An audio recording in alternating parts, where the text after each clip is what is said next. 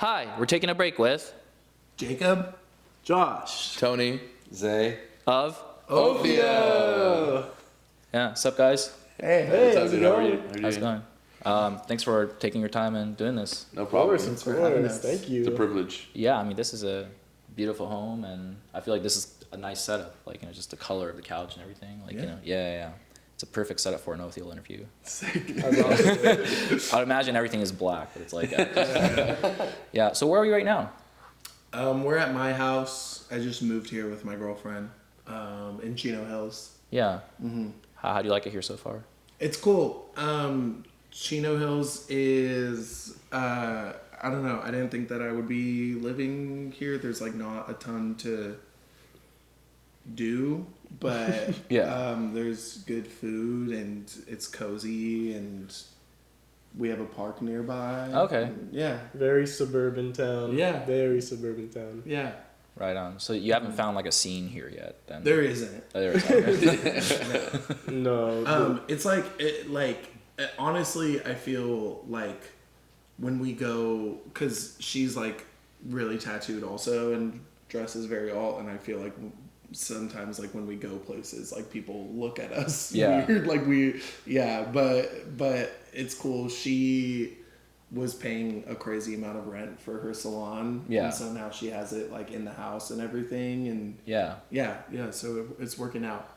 Yeah, some entrepreneur energy going on. For real. Yeah. For real, get your money up. Get your money up. Yeah. What do you say? Work for yourself, or you're like your whole like. Stop trying to make other people rich. Oh, there we go. Oh. You got to make yourself rich. True. Yeah. True that. Yeah. Mm-hmm. Hopefully we could all get to that point, right? Yeah. Yeah. But rest of you guys are what, Inland Empire, right? Pomona or? Yeah. I reside in Pomona. I'm pretty local to there. Parker also lives in Pomona. I think almost all of us have lived in Pomona at a point, including Jacob. Yeah. Except me, I think. Yeah, except Josh. I've lived in Chino Hills all my life. Yeah. I'm like down the street. Oh, for real? Okay. Yeah. Yeah, I lived in Pomona at a point. Now I'm in Upland. We're all close. Like it's all like. We pretty much claim Pomona because at the time when we started it, me and Tony were living there. And then we all met like kind of going to school out there. Okay. And, yeah. So, yeah, and like we're all still pretty close around that area. Yeah, so. I mean, at least Zay, me, and Jacob, we all went to high school together, and it's like a charter school in downtown Pomona. Okay. So we all just kind of conjugated from there. Okay. So. Gotcha. Yeah. Because like the band itself's been around for a minute, right? Like at least like 5-6 years or something like that. Or? Longer, Sounds I think, right. I think. Or- I don't know. I don't know. Like this group of people have been playing music together like since like 2018, Maybe 17. Well, when did we I don't release the EP? Like the demo EP, the My EP? Well, we I think it was released. 18, right? Well, no, we released the My EP late, like later than we wrote it. Okay.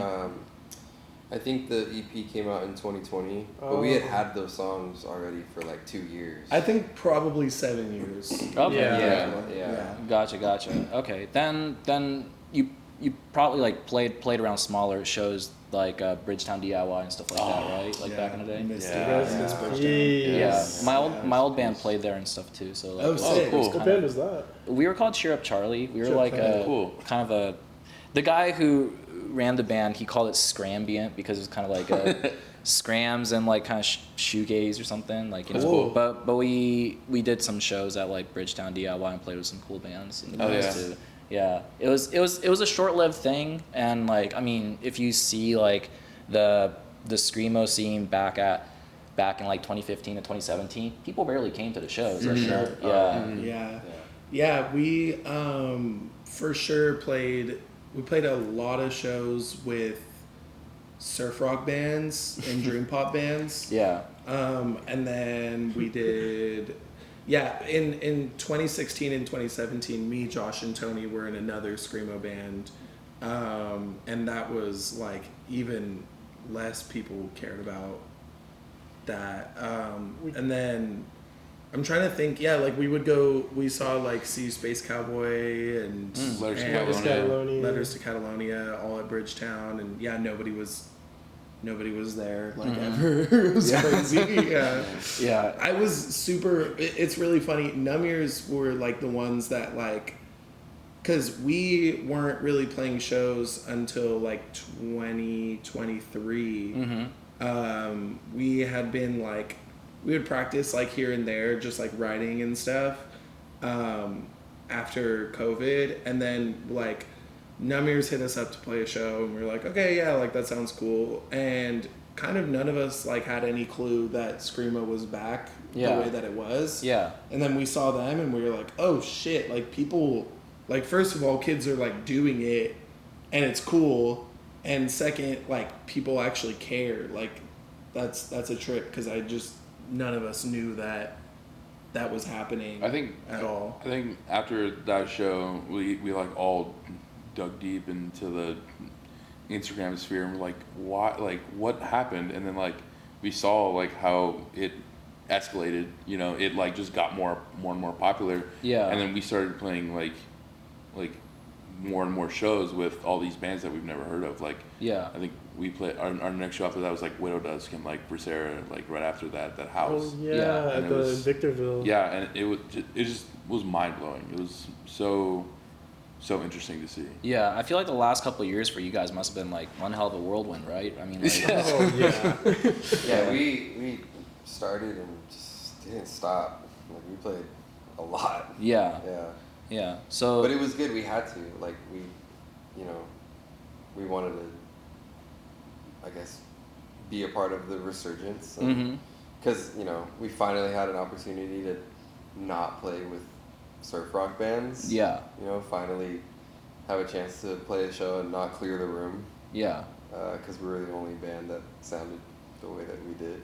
Who were some of the surf rock bands that you played? Did you play with like Deathlands or something like that, or like? Oh man, who did we? Delete insert. Oh But yeah.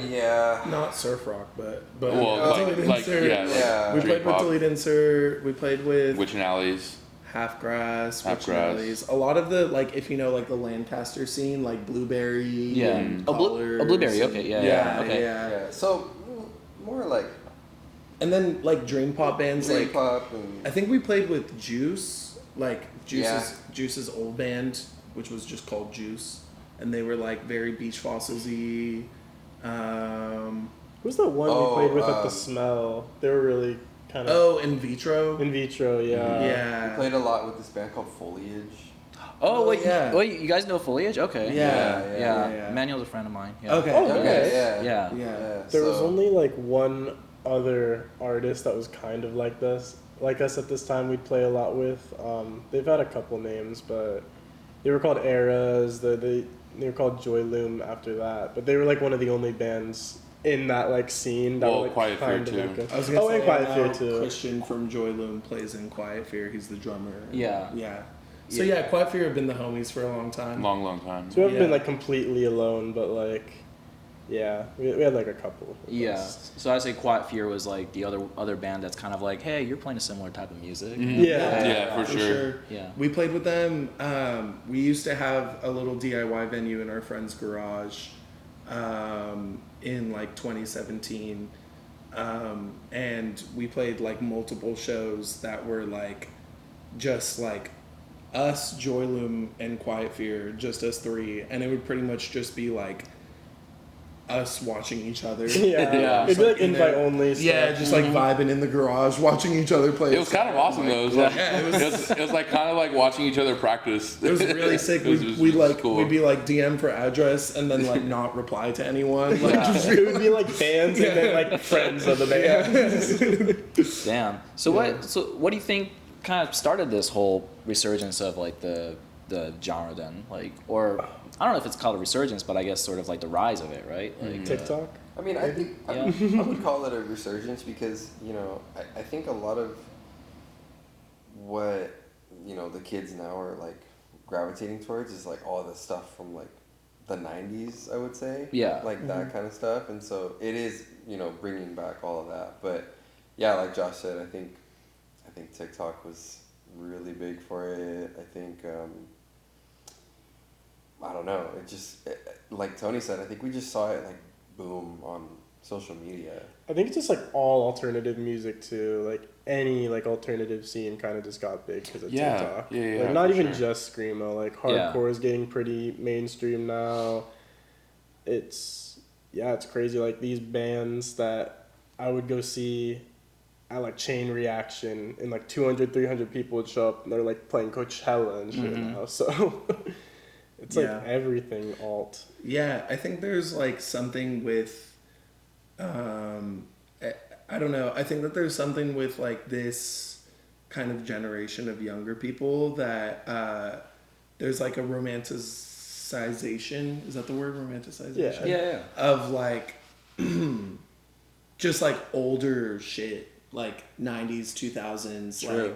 Like we're just kind of redoing it, which is sick because I was too young to do anything in the 90s. Like I was born in 97, so like didn't get to experience the 90s, and same thing like with the 2000s. I didn't really, like, I wasn't interested in like alt music, so like it's really cool. It's like we played 4 shows with Cinema on this last tour, and I'm like fucking obsessed with them now. Like I love them so much. Yeah. And I'm like this band is straight out of a time capsule. Like it's just like, oh, you didn't get to see Misery Signal? Like, cool. Like you get to watch Cinema, and it's like it's awesome, dude. Like it's really cool. They put their own spin on it, but it's like very reminiscent, and like they like really are like giving love and admiration for the bands that paved the way, which is super cool. And they're really good at it too. They're so good at it, dude. They're so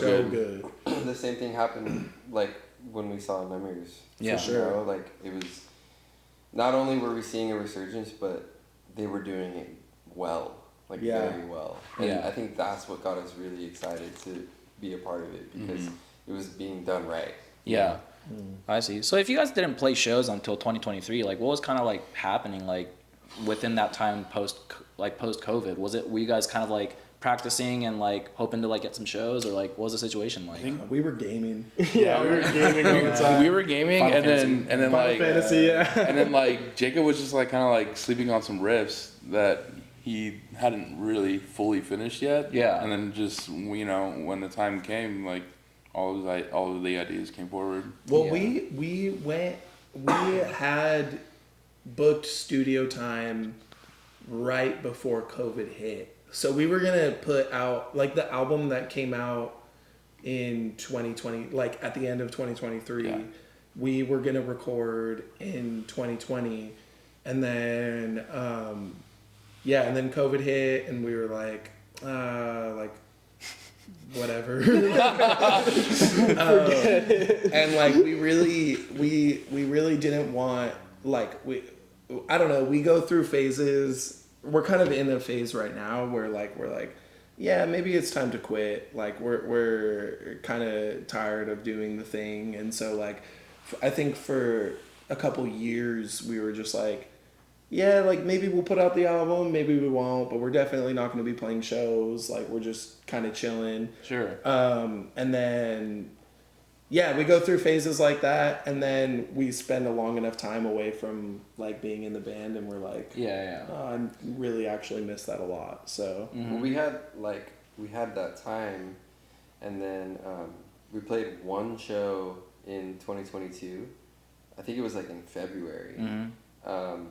And that was kind of the moment Jacob's talking about, where we were like, oh man, we really missed this. Yeah. But that's still, it stayed our only show for that year, and we just continued to write and practice and just kind of jam together. Yeah. And then we really started playing a lot more in 23. Yeah. So then like once you guys got together with Knumears and like just saw all of that, then pretty much kind of took off from there, huh? Yeah, they kind of like changed our, at least my view. Like I had heard a couple of bands, and I was playing in a different band, kind of like I don't know, like fiddlehead, title fighty type band. Okay. And we played with a kids screamo band, and I was like, oh, this is sick. Like, this is cool. I didn't know that kids were doing this. But they were like a kid band, and you know what I mean? Like, and so it took watching Knumears for me to be like, oh, people are doing this and like they're doing it well and they care. And like that was kind of like when I saw that, I was like, oh, maybe there's like hope. Yeah, maybe there's hope for screamo. Genuinely, maybe there's hope. And it's also funny because it still was a kid band. I think Matt was like 16. Yeah. So then, they got grown man riffs though. Yeah, they do. Yeah. Very heavy band, like, and it sounds so full as like a 3-piece too. Like, it's crazy. Yeah, it really is. And they're currently in Europe right now. Like, they're in France right now. Man. Yeah. I gotta say, like, it's crazy to see Frankie and Dante, especially like going off of like the Versus Self tour, getting off and then going on a full month tour with you guys, and now going to Europe is like, dude, Frankie is pissed. So, he hates all of this shit, man. Yeah, he is so over it. Dude. I think combined, like when they come back from Europe, I think combined in like 3 months they must have played like at least 60 shows. Yeah, maybe 50. I don't know. Dude. That's wild. That's so much music, like to play. Yeah, a lot of drumming too. He's a really intense drummer. So for sure. Yeah. Frankie. Yeah. So then now you guys are playing these like more of these shows, and then like releasing an album, and did like a little split with Pale Fade, and then now you released this new album called World's Fastest Car, right? I saw on the photo, I don't know if that looks like the world's fastest car, but like what's the... Did you see it outside? Did you see it outside? It's outside. Yeah. That's the car. That's the one, man. Oh, that's the one. Okay. You might have not seen it. It might have been going so fast. Yeah. You're probably right. But why did you guys name it that? We were shooting out ideas for the... So like the record came together super last minute. We didn't know that we were going to release it or like record it or anything until Knumears asked us to do the full US, and we were like, oh, we should put out the new songs beforehand just to have something new to play. So honestly, like the names, like the song names, the album name, the artwork was all like as last minute as it gets. Like the album artwork, I think we finished the day that we had to send it to ZBR in order to get the CDs. Like, so we were like shooting around ideas in the group chat, and like Parker dropped World's Fastest Car on us, and everybody like thought it was funny, and then like the more that we talked about it, the more that we were just like, that actually like kind of works. Yeah, like, I don't know actually why. kind of awesome. Yeah. And like genuinely, like the album art, we just didn't know what to use for album art, and we I don't know, like it wasn't really supposed to be like funny. Like I know it's funny and like stupid, but like that kind of wasn't really like, we were kind of just like, I was getting in my truck and Gabe took a picture of me getting in my truck, and he was like, and we were like, oh, that's cool. Like, yeah, I think we were supposed to plan like an actual like photo shoot where we like cropped the truck into like the frame or something, and then Gabe just took that picture, and like that was the one that we all wanted to we use. were gonna get more stupid with the album art, but I don't know, it's really funny. We were like, I was just thinking about this because I was talking to our friends in Drought, and Viggy, Shout out. Yeah, Shout the out goats. Viggy for real. They're so good at what they do, and like they put so much time and attention to detail and everything. Yeah. They like commissioned an artist to like build like a the small set. to like build like a miniature set of like a living room, like Yeah, I for saw their, that. and like they're just like so great at it, and like I wish that we could be more like that.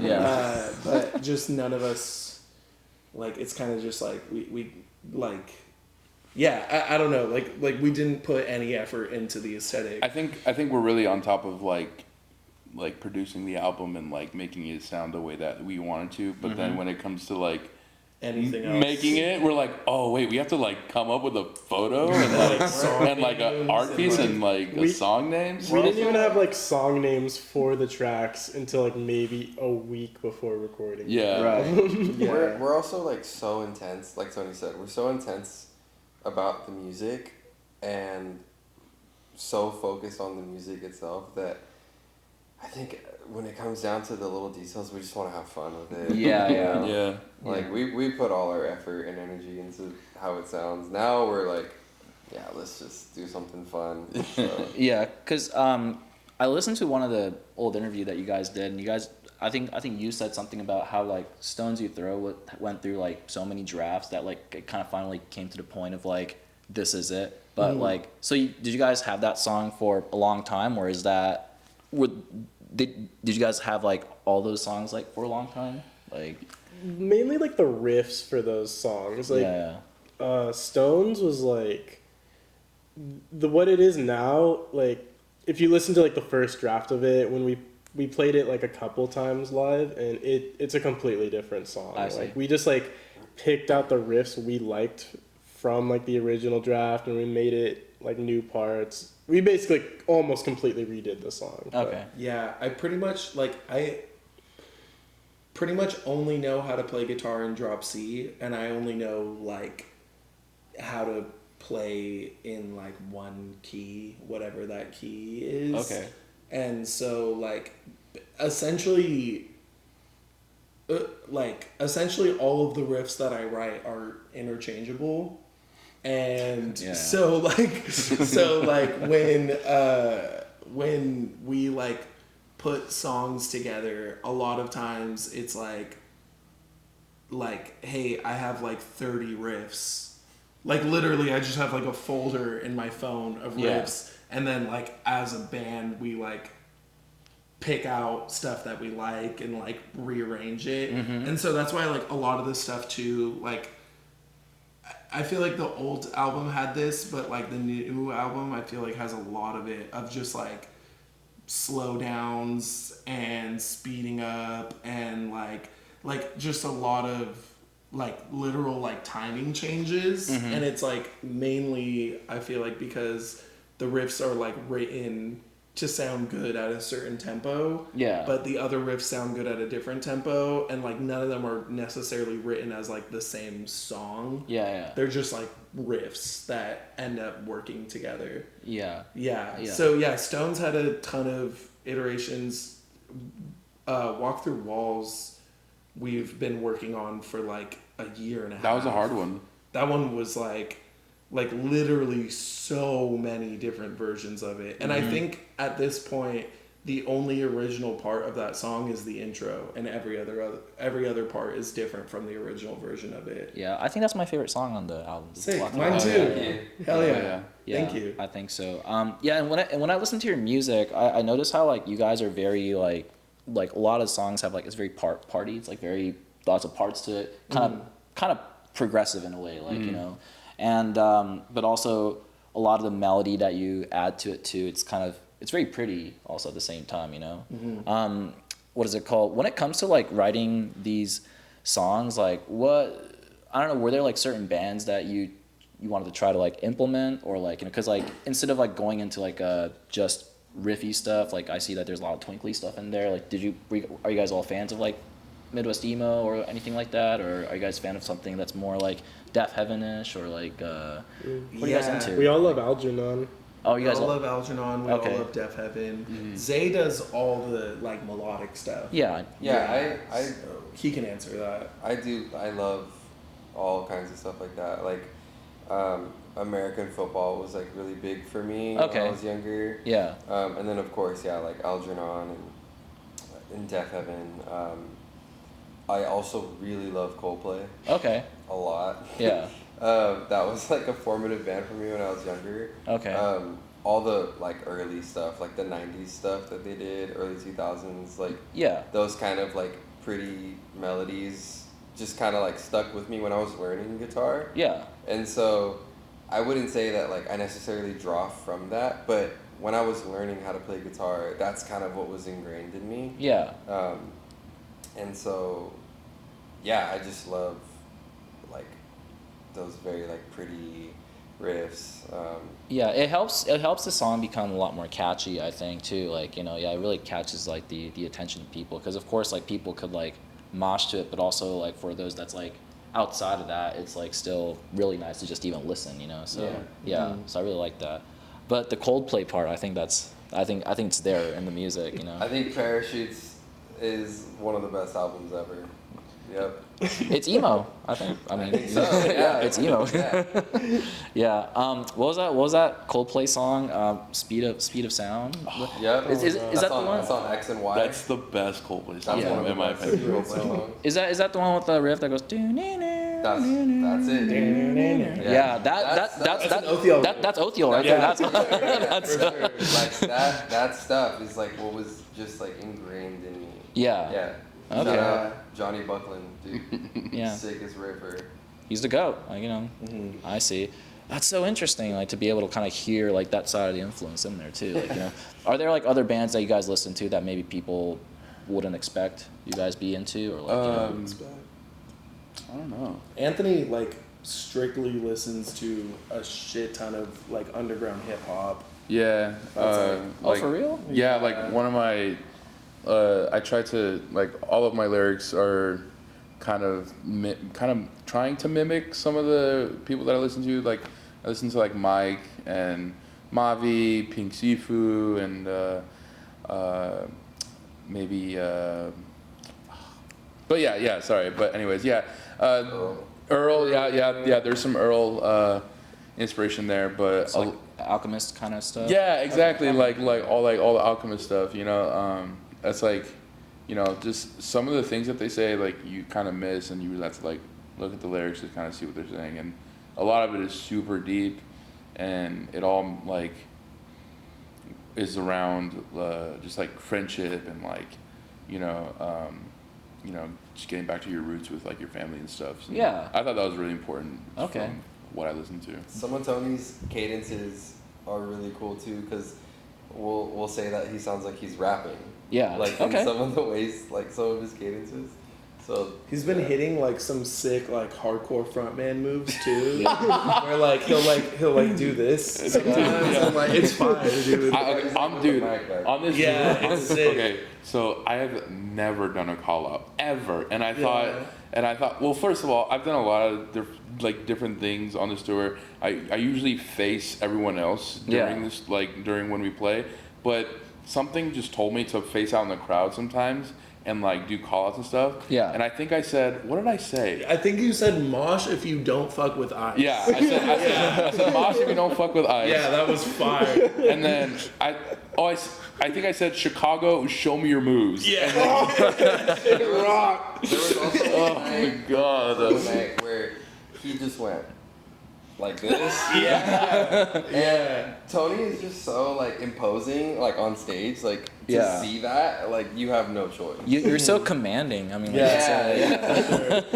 I see. Are you gonna add any rap verses to future Othiel songs? Or? I'm not against it. Thank you. Actually, you heard it here first. We're putting out a rap album. I mean, Alright. you're talking about bands that people wouldn't expect. I don't know if people wouldn't expect this, but like Linkin Park is fucking awesome. Oh yeah, Yeah, Linkin Park is absolutely. I feel like that actually might be very expected. For sure. Yeah. Yeah. Did you guys recently hear about the Linkin Park? So I just watched this on YouTube today. But like, have you heard of this band called Hybrid Theory? They're like a Linkin Park cover band from like Portugal. No way. And literally like they sound just like them. And Really? I've seen a video of them play. Don't they sound like exactly like exactly like even, Chester Bennington? Yeah. Even the guy who's supposed to be Mike Shinoda, he looks like Mike Shinoda. Yeah, looks like Mike Shinoda and stuff like that. I have seen that. Yeah, but recently they got caught under fire because like they made fun of like the new iteration of Linkin Park and basically said that we're the real Linkin Park. And then basically people were like, that's so disrespectful, like, you know. Yeah, that's sad. Yeah. So, but You should watch some of the videos. Of Yeah, the spotted and caught under fire. Watch No, them. they're all in all.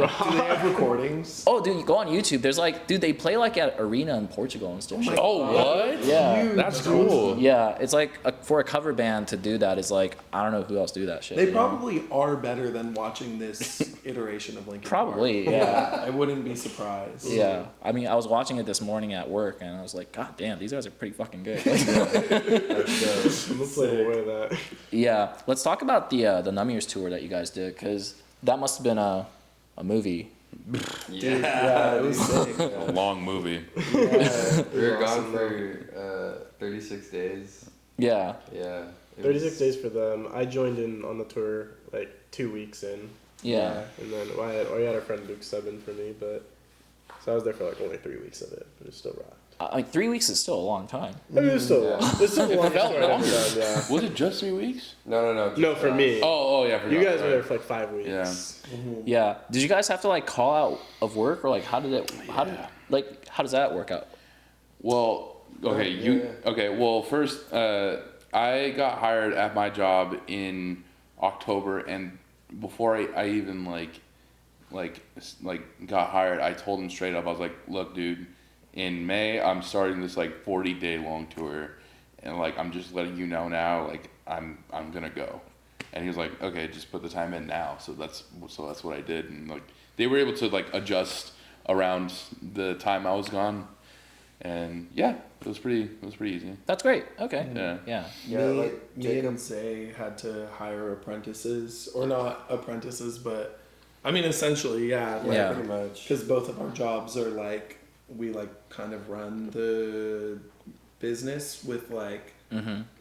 like all the roasting and all the syrups and everything and prep work. Yeah. So yeah, our owner, like our boss, is like super.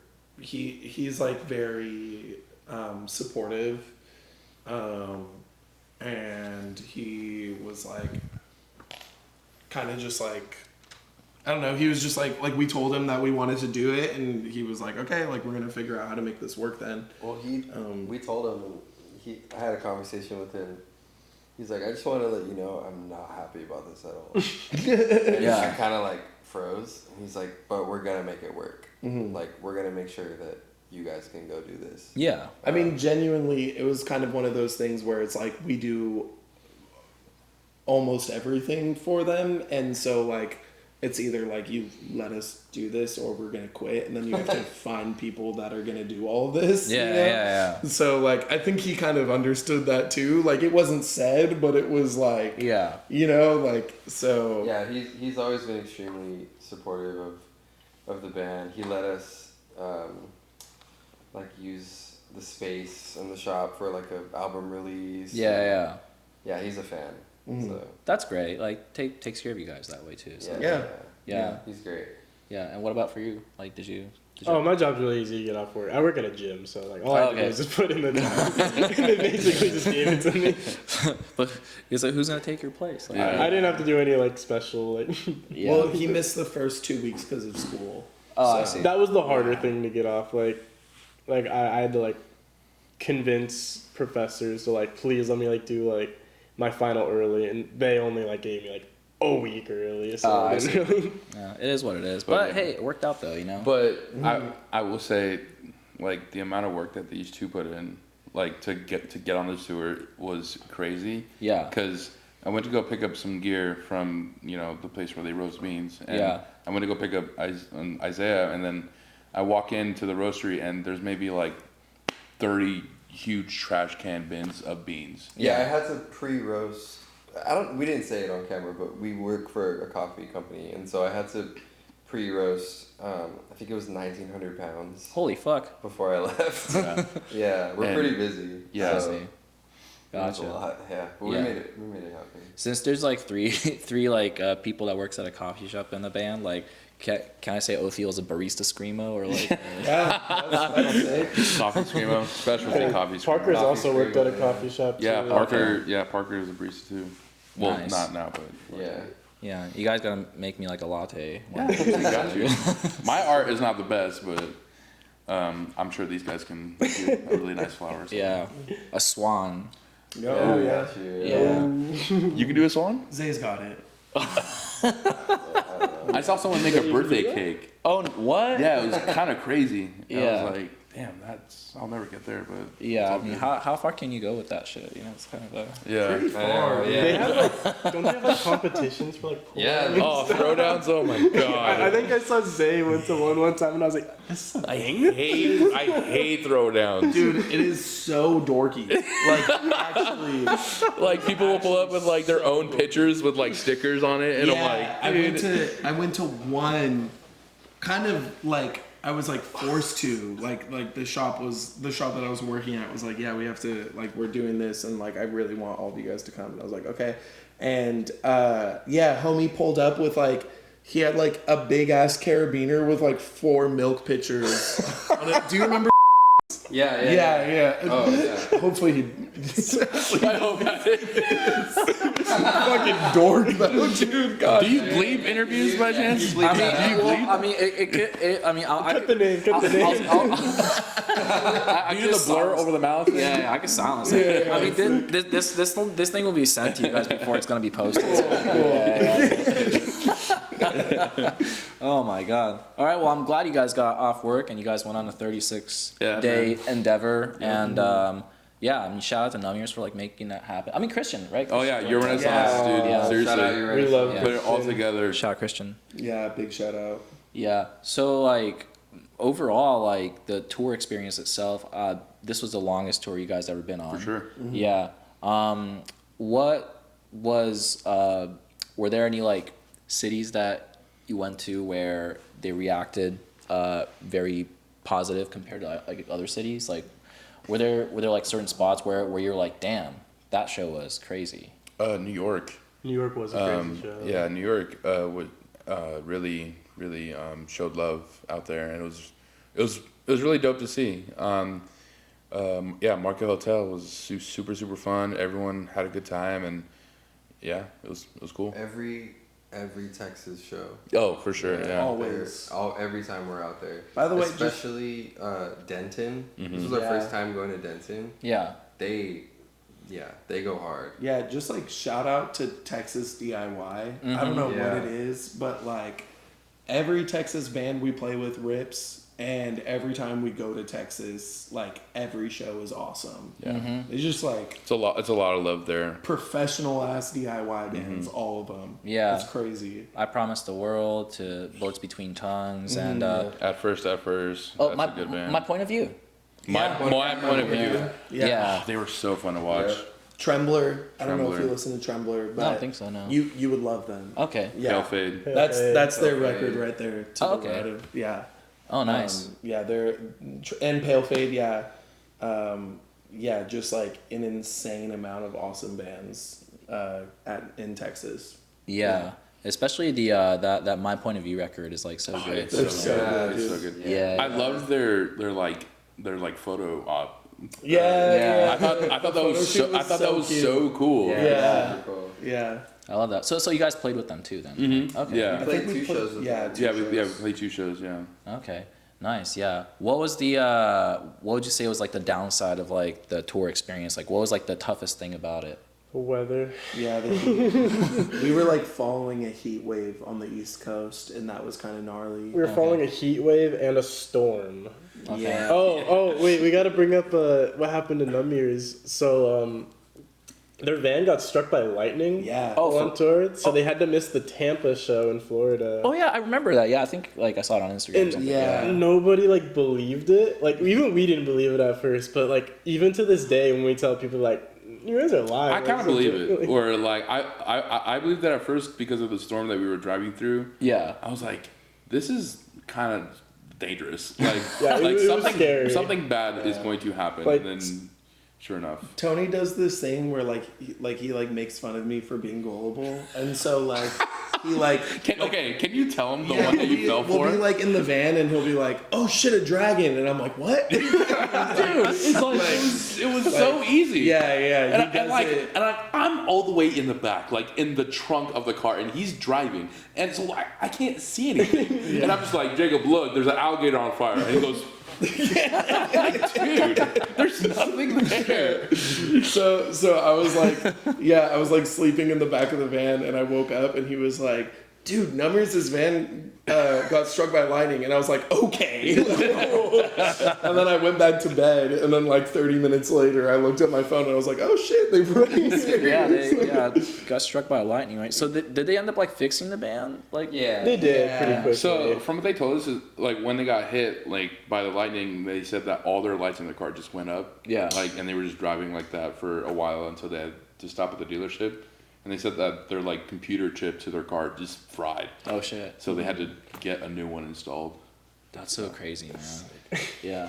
Were you the primary driver of this whole trip? I would say these two. Yeah. Like Zay and Jacob, they just take it to the dome. For I some love reason. driving. They would do those overnight, like 8-hour, 9-hour drives. Like while we were all sleeping, they'd be up. Yeah. I listened to this Dungeons and Dragons podcast that'll get me through like 10 hours of driving easily. Is it Harmon Quest? No, it's the Adventure Zone. Okay. Yeah, it's really good. I mean, the new stuff isn't great, but the like old Adventure Zone, there's like a 70 episode arc that I've listened to like 3 times now, and so I'll listen to that and just body it. Yeah. Wait. So can anybody else hear the Dungeons and Dragons podcast too, or like? It kind of put me to sleep a little bit.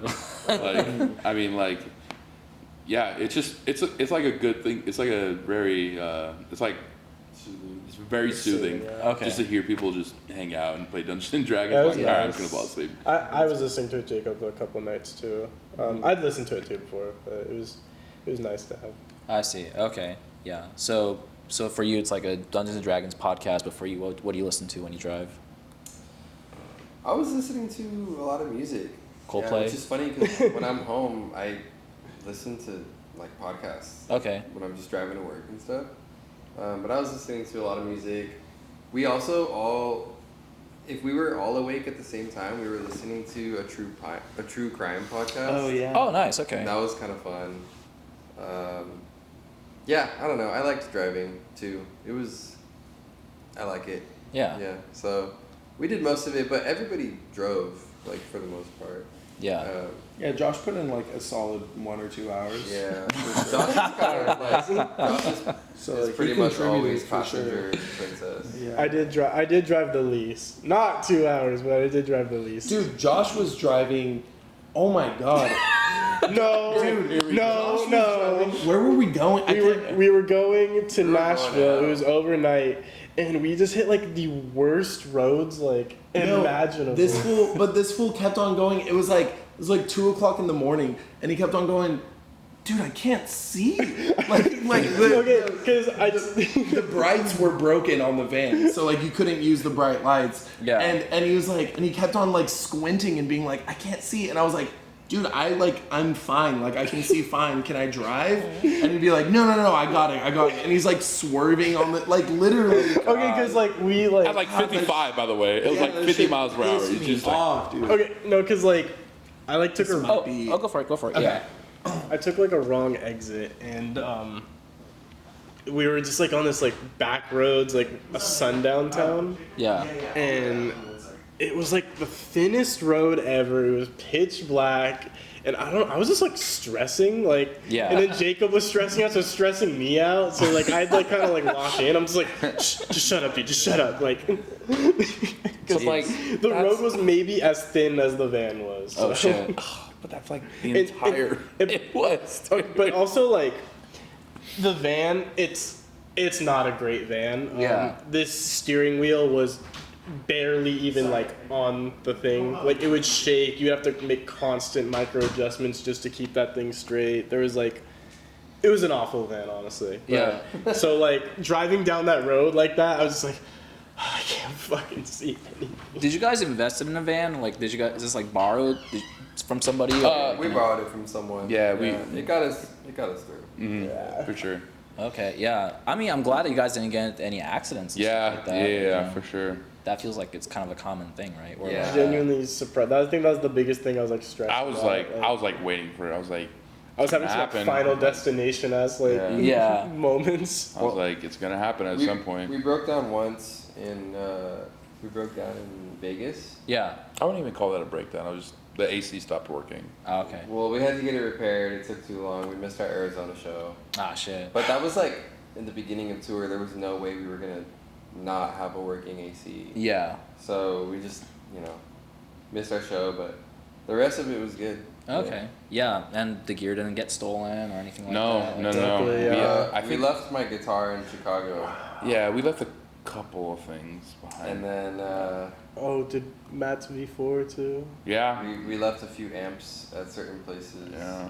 Did you guys just forget it or like what? I guess. We I just don't know. forgot it. Yeah. Damn. I Like- mean, when you pack the van every night so many times, like, it's bound to miss something. I see. Yeah. Yeah, and it's not out of like clumsiness. It's just sort of like you're just doing it and you're kind of like Yeah. Yeah, it's like no, like I for sure packed it, like it's for sure in there. Yeah. Like I don't need to double check, Yeah. So that's like kind of like what it was. Yeah. Well, it is what it is. I mean, hopefully like they'll find the equipment or. Oh yeah, no, Oh, like yeah.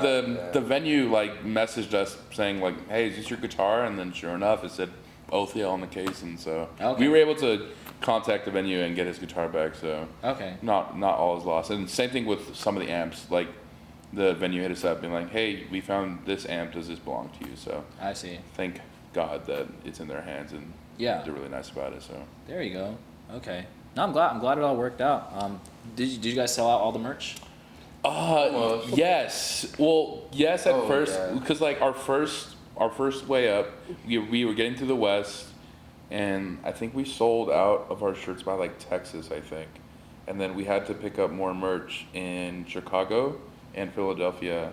Yeah. So And- we re-upped twice. Yeah, and like the merch kind of selling the merch kind of slowed down a little bit, and we were kind of stressing, but it Yeah. like ended up just it picked up. Yeah. Like coming towards the end. So I mean, we only came home with like maybe 50 shirts, which is not crazy because we're just gonna sell those. Yeah. When we play shows. So. Yeah. But yeah, we like going. I think we brought like 500 shirts. Yeah, no biggie. Come on, dude. Oh, that's so cool. Just made a quick 140. Whatever, dude. Quick buck. Yeah. Check this. But yeah, keep talking. Get yeah. your money up. How many shirts did we leave with? Like 500 for tour? Yeah. Yeah. Like 500. Yeah. How many did we replenish again? Like 2? We replenished like 200 more shirts on the way, like around tour. Yeah. So. I think we. I think it was way more. I think it was more. Yeah. Was it It's more? like an extra 400. Oh, okay. Yeah. But Yeah, we did pretty good. yeah. Okay. So Yeah. I think like maybe like close to 800 shirts were sold. Right on. 'Cause Yeah. we came back with like what 50, 60. Yeah, I don't know. I don't know. Yeah. When I saw you guys that's the first time, like last year at Terragram, that's the first time I met you. Oh, really? We're at the merch table. Yeah. I bought an Othiel shirt. It's like a gray one with like a heart with like Oh, a the little. The Sacred Heart. Sacred Heart. Yeah. Yeah. That's a cool design. Like to like when I showed it to my friends like who don't even listen to Screamo or anything like that, they were like, "Bro, swag." So Yeah, after we quit, we're just gonna be a clothing brand if that's cool. and a coffee brand. Yep. Yeah. Yeah. Yeah. Oh my god, you guys need to release like Othiel Bean or something like that. You know, Horse did that. Yeah. Horse the Oh, Horse the Band did that. Yeah, Okay. Horse the Band did that. They like roast their own like little thing for tour. It's pretty cool. Yeah. Oh, how was that experience of opening for Horse? That was great. It was awesome. Luxurious. Yeah. It was. It was luxurious. Yeah. It Felt was like a real band for a second. yeah. Trip. Load in, sound checks, Dude, they had like all the cool stuff. they had like the guys that are like just waiting by the. This is it. Yeah. Oh, yeah. Oh, That's yeah. one of them. That's the one right there. Yeah. They had the guys that like were just waiting by the The venue. like the back like to help you load everything up. You know, like they take you like down the big elevator and everything. Yeah, It was a fucking trip. It was so weird. Yeah. But yeah, those dudes rock. The way like the amount of energy that they have, they play Every night, man. for like an hour and a half every night. Yeah. Yeah. And just like rip and like yeah, like they're an insane band. And then we got really close to Lagrimas also on that tour, which was sick. Those guys are super fucking good. Mm-hmm. So yeah, that was a really, really cool tour. And it was really fun, like, it was really fun to, like, do, like, the weekend thing. Like, it was, Yeah. like, oh, we're gonna go to San Francisco and then we'll be back. Yeah. And you know what I mean? All the girlfriends appreciated that too. Yeah. We were like home during the week, so that was cool. I think it was also really cool to see. Well, it was a privilege to play with such a legendary band from like back then, you know. Yeah. And like it was really cool to see all the people that came to watch. Yeah. And like sing along to their songs, because like it was just super like it was like, wow, like these people, like they're still about it, you know. They're like close to like 40, maybe mid 30s, you know. Yeah. They're really pushing their boundaries for this band, and it was really, really cool to see. Yeah. What was the audience's reaction to you guys?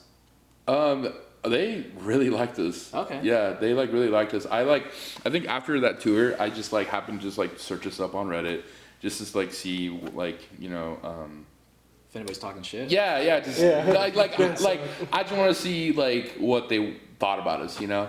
And a lot of people, like, they really, really liked us, and it was really cool to see. Yeah, I gotta say, like, you know, when I talk to like some of my friends from the scene, like, you know, they really like they really enjoy your music and like really love you guys, and that includes like Ian from Train Breaks Down, like, you know, he's a fan. Yeah. I love Ian. Yeah. Guy rocks. He's a cool as guy.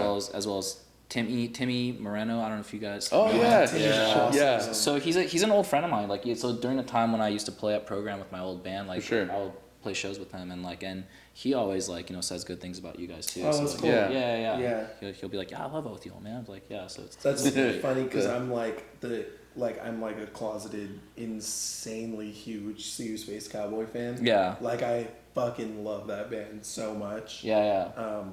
Controversial take now. But Yeah. But yeah, that's cool. Yeah. They both of like the newer, like, more scene records that they put out are like Awesome. so fucking cool, dude. Like, and the way, like, this last record, all the like visual stuff that they did along with it, like the music videos, and just like, yeah, it was so cool. They're an awesome band. Yeah, I gotta say, like, you know, I think they took it to a really far point. Like, you know, and I think they did really great. I like Timmy's new band too. Yeah. I don't know what they're called. The shoegaze band. Pedestrian. Yeah, Pedestrian. Yeah. Yeah, Jake. You know Jake Beaver. I might. Okay, Jake Beaver and Sabrina plays bass in that band, and they're super good. I see. Yeah, I watched them and it felt like almost like very similar to like the first time that I saw Slow Dive. Felt very like, I don't really get that way with shoegaze very often. Yeah. Yeah, but It's not Coldplay, by the way. That's Yeah. okay, I have them all. So I got this because, like, I actually really enjoyed watching them play live, and like I heard that, like, you guys were a fan of them too. So yeah, let's see if you guys like it. This is a new EP by Ostraa.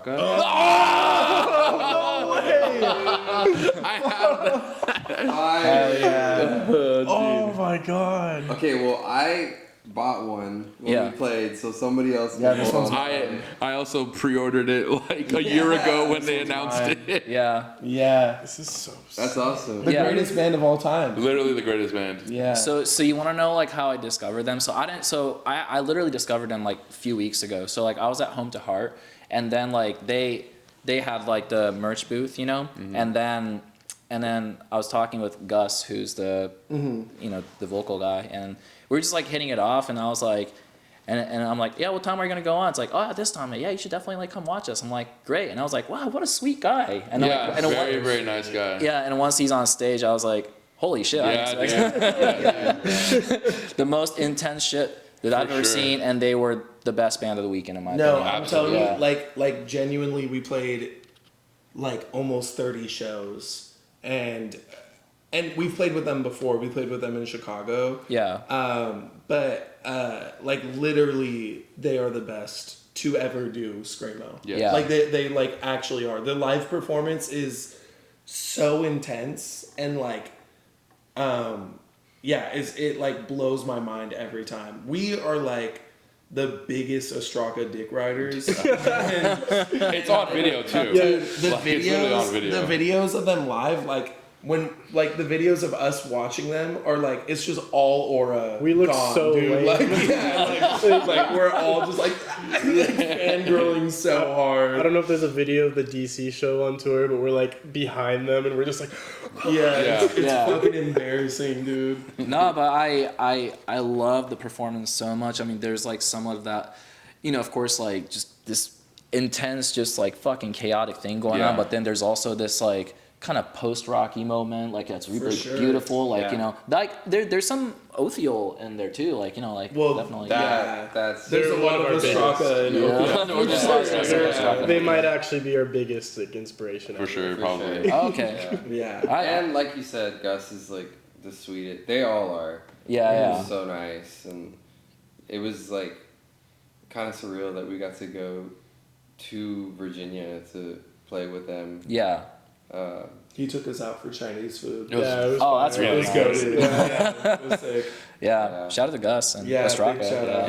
Yeah. Yeah, so I thought that was really cool, and like we talked afterwards, and I was like, hey, you guys were like really sick, It's like, so you guys from around here? It's like, nah, we're from Virginia, so we gotta head back. Like, all right then, like, it's but yeah, so I bought this like album at the show, but then also I ordered like a couple more because I was like, I'm gonna give it to people at some point. Nice. Yeah, you should. Like, they are one of those bands that, I mean, there are a lot of bands like this, but I feel like for how long they've been doing it and like crushing it, and like they're just one of those bands that like when somebody is like a Screamo fan and I talk to them about Ostraa, like, and they're like, I feel like I always get like a mixed reaction of either like, oh, I'm not really sure, like I don't think I've ever listened to them, or they're like, oh, I'm familiar with the name, but like I haven't like listened deeply. And I'm like, I feel like when you take the time to like really listen and like, watch like some live videos, or like if they're ever playing in your city and like you like, I think seeing them live is like it makes you an instant mega fan right away, But they deserve a lot of love, so yeah. Yeah, and it's really cool because they went to like an Asia tour right before then too. Yeah, so, like, they did. So, They think it was Japan. yeah, Like kind of all over Asia. yeah, and I just got back from Japan around the time when like Home to Heart happened. So like that was kind of the point of conversation too. Like it's like how's the reaction in Japan? They're like it's pretty cool. It's like So I think they're really great, and like it's super cool that I discovered them recently, kind of knowing that you guys are a big fan too. So I'm glad that you liked them, because they're so cool, dude. They're a special band. Yeah. Thank you so much. Yeah, of course. This is Yeah, great. I think I did good then. Like, You did great. You did great. Yeah. Can we talk about something fun that you guys did back in Halloween, where you guys all dressed up? Right. We already know, man. You know what you're gonna say. You got. Okay, it was not for any other reason, just that we love Family Guy. We did not know that it was gonna blow up the way that it did. It wasn't a Halloween show. It wasn't like everyone get dressed up show. So it wasn't like a Halloween show or anything like No, that. it was in Halloween October. Time. It was in October. But it like wasn't like specifically all. It was just a regular show. No one else. It was No one else dressed up. It was an album release show for a band that I used to play in. We're called Pop Free. I'm not in the band anymore, but it was like the first album. So we played the album release show, and it was like mid-October. And we were like, well, we did one like a couple years ago where we all dressed as Luigi. And all there might be some videos somewhere, I don't know. Dude, the Family Guy one, truly, like, there were like multiple shows where we got like recognized or brought up as like the Family Guy band, which is just like, it's fucking gnarly, because it's like, I feel like we work so hard on our music, and like we're like a very serious band. Like we take the music like very seriously. No, it sounds serious. And like so for like the one like thing to like blow up online to be the Family Guy video is so gnarly. It's so funny because like we talk about all the time like how like our stage presence and like we need to be super like into it. We need to be like locked in and like everything. And then it pops up out of nowhere when Jacob brings up the idea. We're like, we should just dress up like Family Guy, and we were like, okay, cool, and we do it. And then that moment happened, and it was very silly. It's very similar. I think it's very similar to like the naming of the album, where it's like somebody has an idea and everybody's like, oh, that's kind of funny, and then it just kind of like gets out of control really quickly to the point where like I'm wearing a pair of overalls that's like way too small for me, and Zay is painting his face white in the park. Zay had the best costume. Zay had the best costume. Out of control so quickly, dude. It was when we were getting Zay ready, it was so scary because his face was all white and you can see his real eyeballs, and it was fucking terrifying. Yeah, it was so scary. It was a lot of fun. Yeah, it was a lot of fun. That was a good time. Yeah, how did you guys like find out about the video? Like, did it just kind of pop up on your feed? Well, no, my girlfriend posted it. So your girlfriend posted it. She was like the original post, and then she was like, "Hey, I'm getting a lot of likes on this," and I was like, "Oh, that's funny." Like a few thousand, and in like a day, it was just like gone. And then we had a few Instagram like reposts, and so hers got around to like 200K, and then the Instagram ones went up to like it was millions. Yeah. What? Seriously? Yes, like millions of likes. It got out of control. Yeah. It was really funny because like in our heads we were like, we're not gonna post about like we didn't post anything about like, oh, we're gonna like dress up or like we just showed up. Yeah, and then we were like, oh, we're not gonna post about like the show. Like we wanted it to be kind of like a oh, if you were there, that was a silly thing that happened. Yeah, and like you know what I mean. But and then our requests were just like flooded with, hey, are you guys gonna dress up as Family Guy again? We're like, no, dude. No, we're not. Yeah. I see. Well, that shit went insanely viral. Then. Yeah. I see. Do you guys have like a favorite Family Guy bit or like an episode? That's a good question. Oh wow, actually. I don't watch Family Guy as much as the rest of the band does. Oh man, I was watching it the other day. Yeah, I watch a lot of Family Guy. Yeah. I'm trying to think of like a really good bit. We watched it on the road a lot too. Yeah. I watch it while we were driving. While we were driving. In the van. We were watching. We'll like play it through the speakers of the car. Yeah. We watch a lot of Family Guy while driving. Yeah. I think like Stewie is definitely like my favorite character, and like any Stewie interaction is great. I like it when he gets drunk. Yeah. Drunk Stewie is elite. Yeah, there's the one where he's like roided up. That one's that one's great too. Yeah. What was it called? Like I think it was like the recent season, but did you guys see like the bit where it's like Peter tries like crystal meth or something like that, and then like I think so. or And like Brian walks in on him. Yeah. He's like, what the?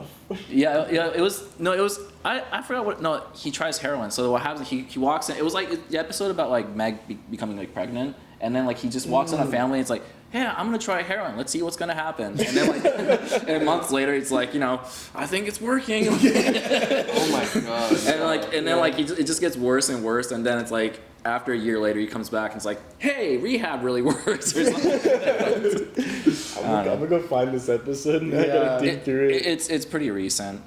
Other than that, maybe like the Breakfast Machine or something like that. Like, Yeah. I think the multiverse episode is really Those are good. the multiverse one. Yeah, and like the Star Wars ones are classic. Oh yeah.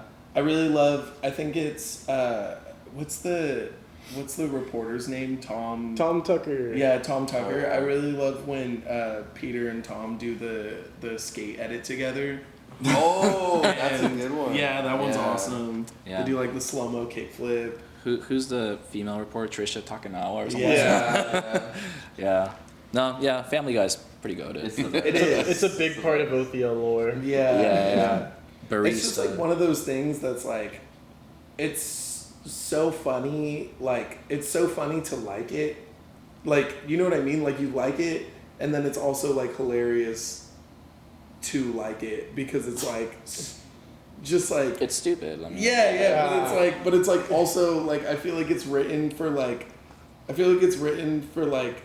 13-year-old boys who want to feel like they have adult humor. Yeah. You know? Yeah. So, like... Yeah, it just feels ridiculous watching it, but I don't know. It works for me. Yeah, if I don't have anything to watch, I'll watch Family Guy. I mean, It's good background noise too. Yeah. Yeah. Okay. So, just want to move forward, but what's basically like the next plan for you guys? Because I mean, now that the tour is over, are you guys gonna just kind of take a break, or play more shows, or work on new music? What do you guys got? We have a few shows lined up. Okay. Yeah, we're excited about those. We got the show with Bonavere, I think, in August. Mm-hmm. Yeah. And August 8th. August 8th, yeah. And then we have like one more. Playing with Duck Duck Goose. Oh, the Converse show. Yeah. I don't know if that's announced yet, but... Oh, whoops. Yeah. I mean, I don't know if it matters. But yeah, we have like 2 shows, and then... I don't know, we kind of...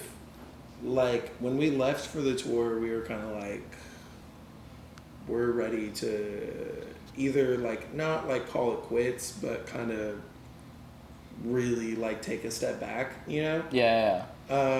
And I still feel, I think that we're all kind of on the same page with like gigging, where it's like I'm good off of gigging for a little bit. Yeah. Unless it's something like Bonavere is coming to town and we get asked to play, then it's like, yeah, like we'll do that. Yeah. But yeah, I don't know. When we left, like when we finished the album, I was like, I don't know how I'll ever have another idea to write another song again. Yeah. Like, the latest release was like really fucking draining. Yeah. Writing wise. And I really felt like I was super out of ideas. And then recently I've been like just playing my guitar, sitting over there on the couch, and like I'm like, oh, we could probably get another, maybe like an EP. I don't know.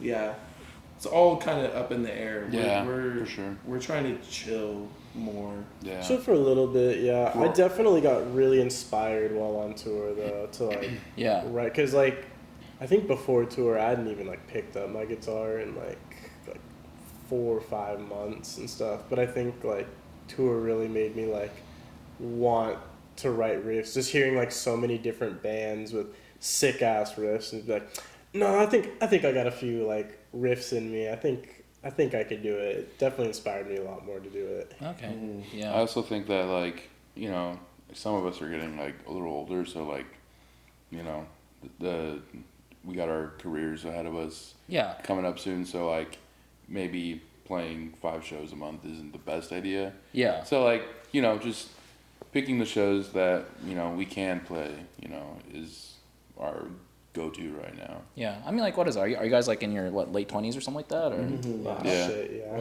shit, yeah. Yeah. Yeah. Yeah.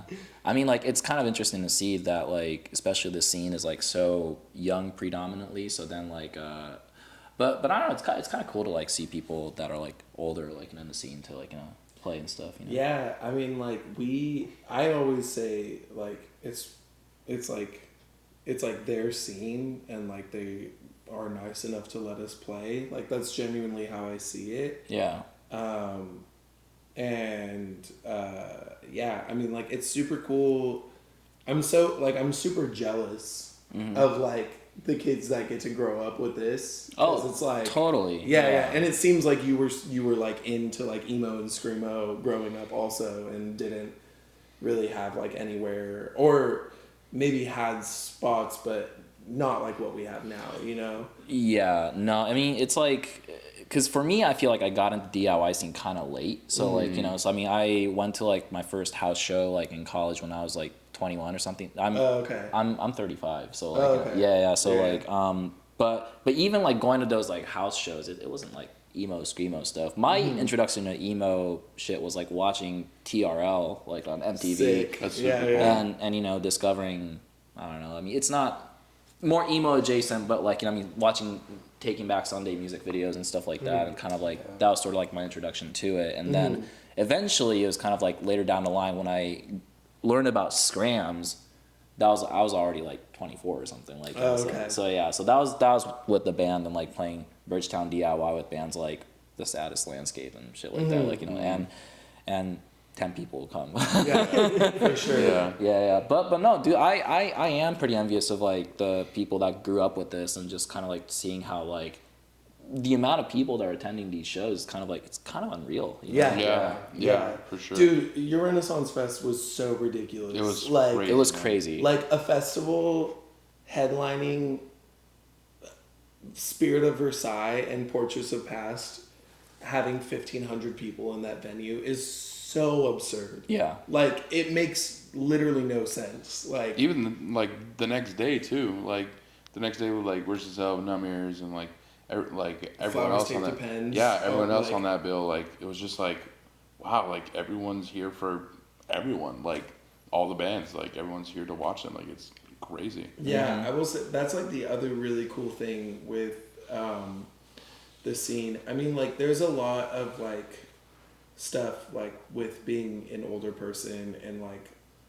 playing in a younger scene. Like on tour, it was weird because it was like, I don't know, like I feel like I used to play in bands and like we would all be the same age and like there would be like kind of like more of a community, and now it like feels like a little bit separate from the community just because like I don't know how to interact with you. You're 15 years old, like, you know.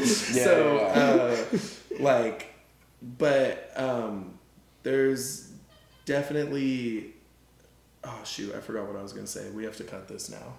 I mean, it's like No. so you're having a difficult time like interacting with like the younger group, and sometimes is it kind of more like do you feel out of place, or is that sort of like, that's what I was gonna say. Kinda, yeah. Sometimes I feel like super out of place. We're unk. But yeah, we for sure are. We're scrunkled. But I think the coolest thing, like genuinely, I think the coolest thing is that like when we played in bands, there was a band that was like super formative for us called Hawak. And they're like members of Matsuri. okay. And we played our the first ever like real screamo show that we played when we were like, I think you were still in high school. I was probably like a year out of high school. I was in senior year. Yeah. But we played with that band Hawak, and they're a very like if you know band. And we like they blew our minds, and we like looked up to them so heavily. And I think it's really cool that like we've kind of been told that we do that like for the kids that are in bands in the scene. And just going on to like see like these kids that like, you know, were playing in okay bands and then started really good bands and then started great bands, and like, you know what I mean, just like the evolution of that, and to like play a part in inspiring somebody to like do what they do and get better at it is really, really fucking cool. Yeah. But overall, in terms of like kind of being in the scene, like do you guys like you guys don't have any trouble like, you know, getting along with people, right? I mean, like you guys No. Everyone is really nice. Yeah. For the most part, yeah. Okay. Yeah. And I think I just feel out of place. Yeah. That's all it is. There's been a couple of shows where like we look around, we're like, all right, well, I'm gonna sit behind the merch table because I don't know who to interact with around here. So we're usually just hanging out with each other, and maybe the other bands and stuff. Like yeah. I mean, in a way too. Like I guess like for my channel, I feel like part of the reason why it kind of took off too is because of the scene as well. So like, you know, it's a little bit like interesting because as much as I feel out of place because of my age, it's also like, well, this also kind of happened. This kind of happened because of this too. Right. Exactly. Yeah. It kind of like goes like back and forth, I guess. You know. Yeah, for sure. Yeah. Yeah, and like after touring, especially like opening the first of 4 with Horse the Band and the venue having 50 people in it when you're the first of 4, compared to playing at 4 p.m. on a screamo bill and the venue having 1,500 people in it. You know what I mean? Like, Yeah. the kids are there for everyone. They care about watching all the bands, and like, it's really, really cool. Yeah, it's the beauty of all ages show for sure. Like, For sure. Yeah. for sure. yeah. 'Cause and that's why I hate about like playing like bar shows sometimes, is because like, you know, it's a lot of the attitude is kind of like, all right, you know, while you're on stage, like, I'll have a cig right outside while having a beer or something. Like, yeah. Yeah, for sure. That's kind of the case, you know. Yeah. Do you guys have like a favorite band that you like watching in the scene right now? I mean, of course, Ostraa is like one of those, but like, Yeah, that might be too easy. yeah, but like maybe like locally or maybe like somebody that you saw on I think tour. I think all of us have watched I Promise the World like the 3 times that we played with them, like all the way through. Yeah. Like they were just insane. Yeah. Also watching Knumears is always Yeah. super fun to I mean, watch. truly, it never got old. Yeah, I never got bored of watching their set on tour. They're just perfect every time. Yeah. I've been watching Quiet Fear live for almost 10 years, and I still love watching them. Quiet Yeah. Fear Live is awesome. Masanera has a really like very awesome set too. And yes, Pale Fade. Pale Fade's like one of my Pale Fade favorites too. It's like just like ear numbing, just riffs, just all in your, I see. all at once. It was awesome. I think Drought is unbelievably underrated. I think that their live performances are amazing. Yeah.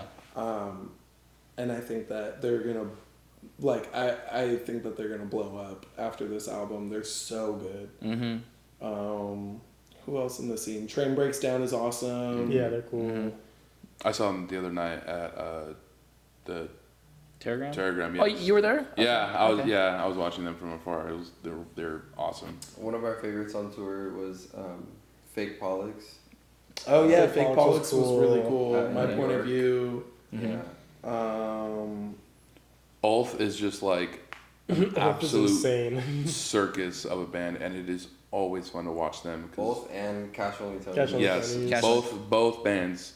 They're just so fun to watch. Danny's in Cash Only Tony. Mhm. Yeah. Okay. Yeah, Yeah. yeah. I met him for the first time at Telegram. Like, Yeah, he's a physically. very Yeah, yeah. sweet guy. The best. Very Yeah. sweet guy. But Yeah. those like Ulf and Cash Only Tony's like they just got it. Like, you know, they're very cool. Yeah. Old is super cool. I still need to like check out Cash Only Tony's at some point. They're cool. super good. Yeah, they're really cool. They're like half of a split that they did. Is so good. It's really good. Yeah, it's incredible how a lot of these like bands that like you guys play with and that like we watch like is like they all have so many great music, you know. So yeah, I think to me like it gives me something to look forward to, especially when it comes to like, you know, not only interview aspect of stuff, but like when I list out a playlist or something like that. Yeah. It always gives me kind of a chance to like kind of shout people out, and it's like, and I'm not doing it just to like, you know, like, it's not about kissing ass. It's really like I genuinely really like this music. And Yeah. put Yeah, it out for there, sure. you know. Yeah. Who yeah. have you been liking lately? What have I been liking lately? Yeah. Just anything or like. No, like in the what scene. band? Like Oh, in a scene. yeah. Oh, in a scene. There's this band called Stitching that's pretty good. That's gonna be coming through on Thursday. So I'm pretty interested in that. Yeah, I think they're from Arizona. But of course, my point of view as well as February's new EP is pretty good. You know, I've been liking that. Also as well as Journal's really sick. Journal. Journal's cool. yeah. Journal is one of those bands that you have For to sure. watch for sure. Yeah, actually, it's like I like them even more after watching them live, For and sure. like, you know, cause Yeah, absolutely. Their Euro Renaissance set was really fucking good. Yeah. It was really good. Yeah, I saw them at the Constellation Room with its name was Epion, and Lord Snow put out a new LP. Yeah, that's pretty good too. And yeah, there's. I don't know if it got announced, but Lord Snow was playing that Bon Iver show that we're playing. Oh really? Yeah, on August 8th. Also, Oh, okay. and we just played new with- release. Oh, sorry, go ahead. Oh, new release from Nouveau Lascara. Oh, Yo, yes. Oh. It is. Oh, yeah.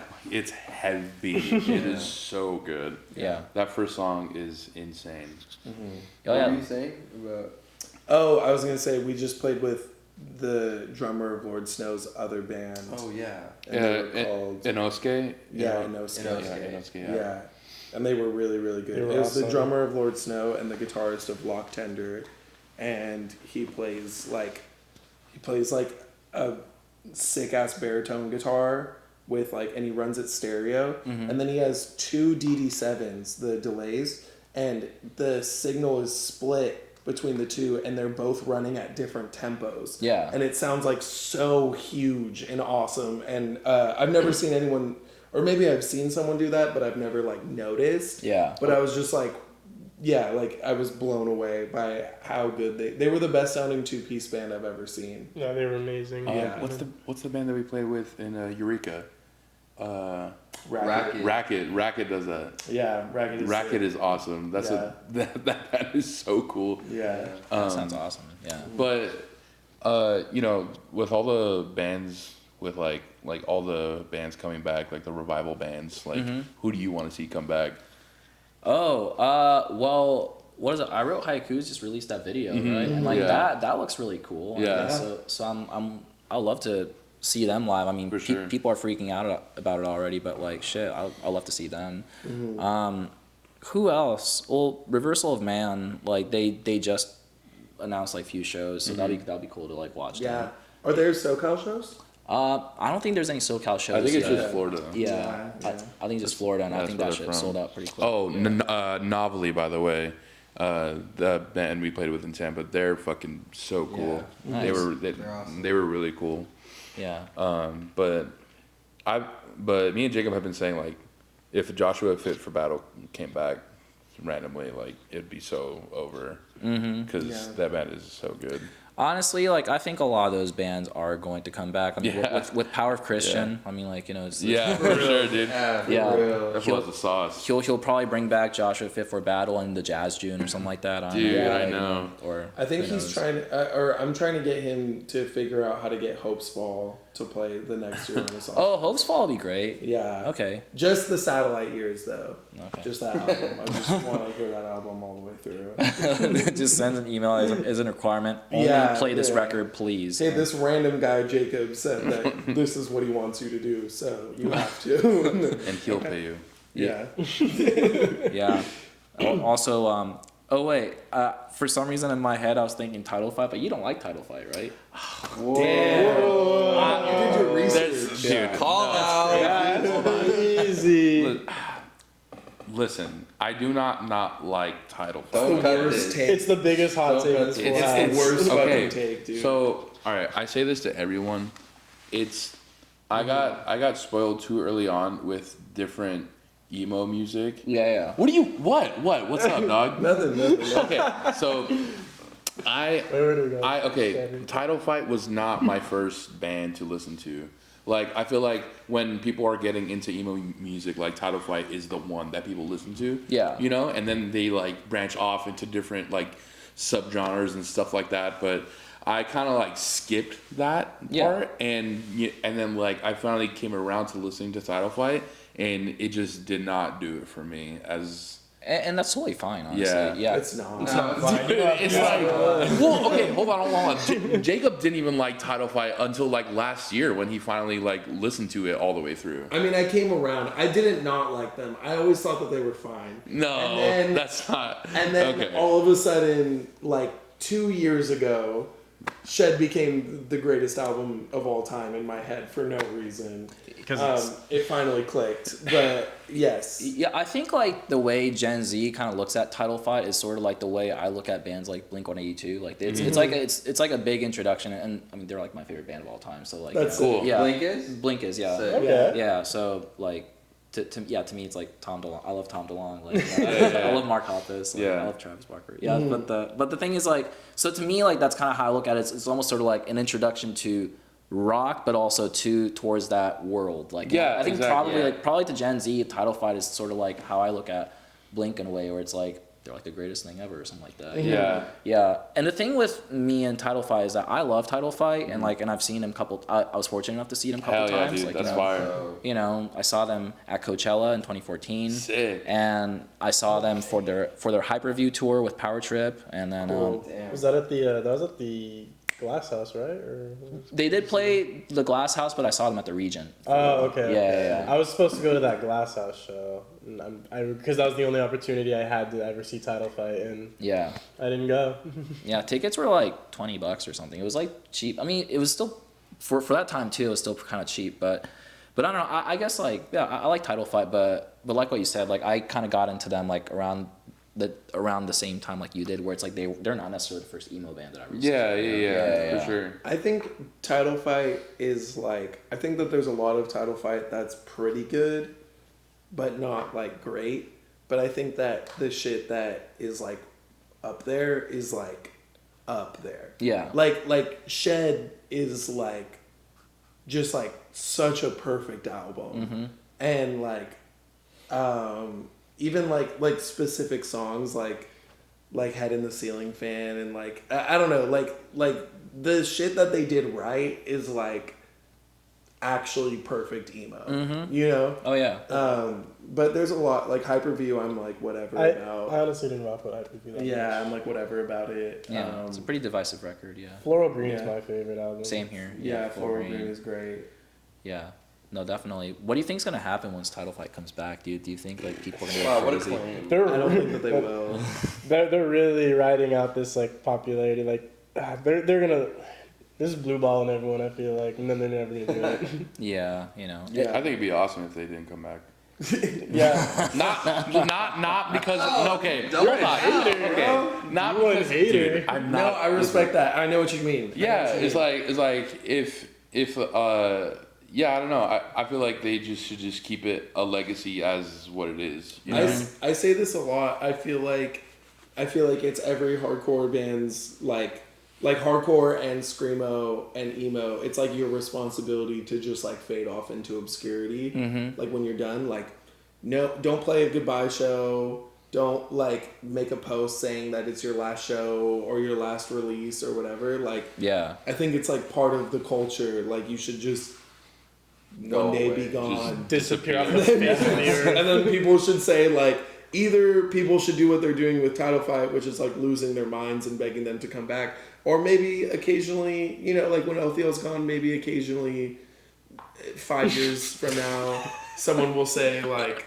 Oh, what happened? yeah, someone will, like one person will be like, hey, I kind of miss that band, and that's your duty as a hardcore band. That's what you have to do. You know, when we stopped for a little bit and like everything was like coming back, I actually did see a Reddit post saying whatever happened to that band Othiel. For real? Yeah, I actually did. It was like 2022 or 1, but yeah, it was like what happened to this band Othiel? Like what are they doing? It was like an r/legend. Yeah, no, okay, no, it was like r/ like Scrams or Screamo, yeah. I didn't know that you were such a screamo redditor. No, I only You look use young. I only use Reddit to search us up, and that's it. We're learning That's all about fire. it. You just look. I gotta know what people are saying. I'll be honest, like I do that on TikTok. I'll just search up Othiel and say like, did anyone post Keeping about your this? ear to the Yeah, like I don't have Twitter, but Keep your finger I'd on love the to pulse. like know what comes up when you type in Othiel on Twitter. Yeah. Yeah. No, I think that's kind of the fun part about being in a band, right? Knowing that like, hey, I wonder if somebody's Yeah, talking yeah, about it, like, you know? exactly. See if Yeah. someone cares. That's why I do that with Rate Your Music, or Yeah. just like music reviews in general. And like sometimes like someone will drop us like a 2-star, right? And I'm like, fuck you. Can you wait? The one on Sputnik. The one on Can you bring up that review? Oh yes. Someone said like, dude, that shit was living in my head rent free. It really was. He said like, he was like, don't expect anything interesting from this album, but it's pretty good for a low stakes, low budget hardcore record. And I was like, Like, what the fuck do dude, you I mean low fucking stakes? felt so like annihilated by that one, dude. Yeah, Like, and then like it was funny because we got this review on tour, and then like we were like, all right, let's see what this fucking guy likes. Like, You're all mad. what's his 5 out of 5s? I bet it's some stupid shit or whatever. Yeah. And it's like this like really good jazz record. It's like this dickhead, like this asshole. It's like whatever. John Coltrane, Giant Steps. Or something. It wasn't even that. It was like some really obscure artist. It was like super pretentious. yeah. I see. Well, you know, hey, you guys are out here, man. Just, like, Yeah, do we it. out here. Yeah, you guys are out here. I was thinking about wrapping this up, but I want to ask you guys one last question. What keeps encouraging you guys to what encourages you guys to keep playing music? Because and this is like a question that I asked at the end of the interview, but and of course like that factor could be like different for everybody. Maybe it could be like watching the fans' reaction, or maybe it could be like watching the spikes in a play, or or looking at Reddit, like that's something like that. But everybody has different reason to continue playing because there's a lot of factors out there that discourages you and quit and shit like that.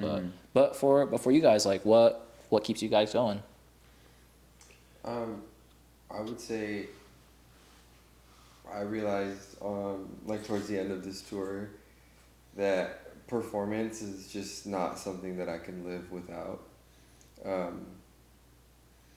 It's just something I feel like I always have to do. Like I'll always do it. And like when it comes to like this specific band, I personally feel really satisfied and happy with what we've done and the people that we've reached. And the first person that came up to us and said that our music helped them through a hard time or like changed them for the better, that was enough for me. And then just hearing it more past that is really great. So whatever happens with this specific project, I'll be happy with. But just playing music, like I just don't think it'll ever go away for me. Yeah. I think the biggest thing is that like this is like an outlet for me, for sure. But then I soon realized like it's not just for me; it's for like people who came to like watch us. Like it's such a huge moment of like vulnerability between the people playing the music and the people in the crowd watching.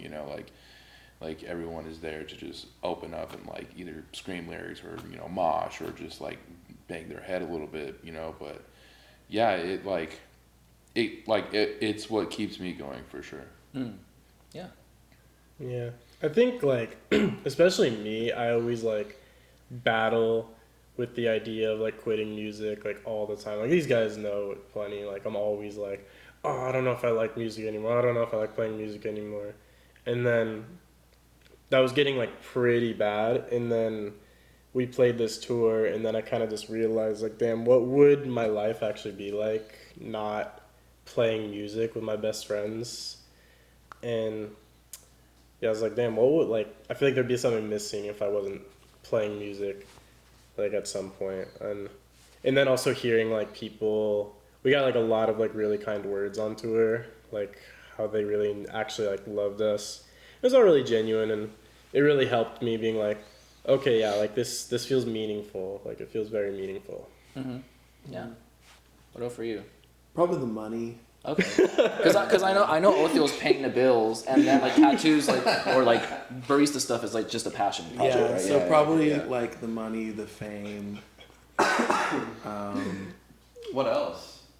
The clout. Yeah. The parties.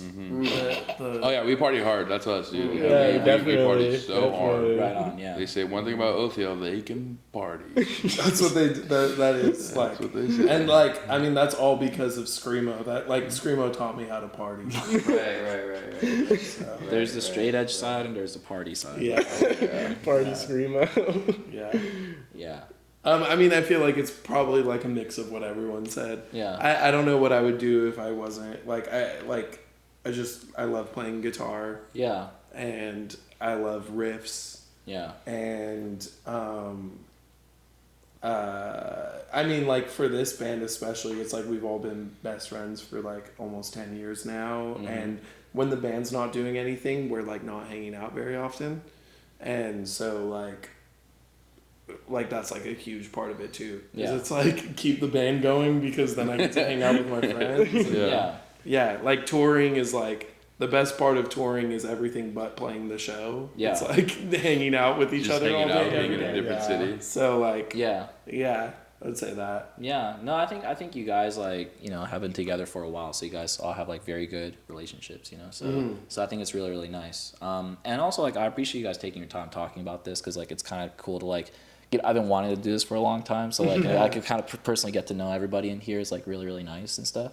We were stoked that you asked us. A second time, by the way. Oh, it was Because Oh, that's okay then. because the first time I kind of messed everything up. I kind of got mixed up with the scheduling and stuff, and I kind of like, you know, I was genuinely surprised when you asked us the second time. I was like, oh wow, that's really nice, because the last time we kind of like blew them off a little bit. No. Yeah, it's I don't look at it like that. It's almost Okay. kind of like, because everybody's life is like so busy, you know. For sure. So then like I don't take that shit personally when like the message doesn't fall through or whatever. So like, let's say if it doesn't happen, and it's kind of like, all right, I'll try next year. And then it's like, and or like some kind of like thing where, you know, and I actually had you guys in mind while you guys were on tour, where it's like, oh, once Othiel gets back, I'll probably like reach out. Cool. Which was actually kind of like nice, because it did end up like working out. You know? So yeah, and I think this was like pretty successful. Yeah. Oh, for sure. This has been a good one. Oh, one last thing. Yeah. What was like, since you guys party hard, what was like the most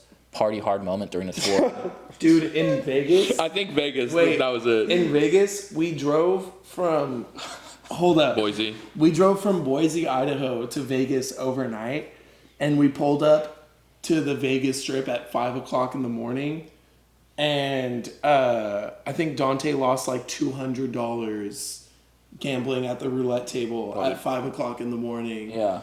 And then me and Tony and Dante and Frankie hit an all-you-can-eat buffet for breakfast. Also, we got drunk at like 5 a.m.